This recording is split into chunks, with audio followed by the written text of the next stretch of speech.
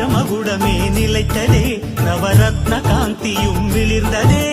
சூரியவம்ச சிம்மாசனம் வரவேற்று பாடும் எழில் வந்தனம். சாம்ராஜ்ய லக்ஷ்மியின் பாதம் பட்டதும் புனிதமடைந்து பொங்கும்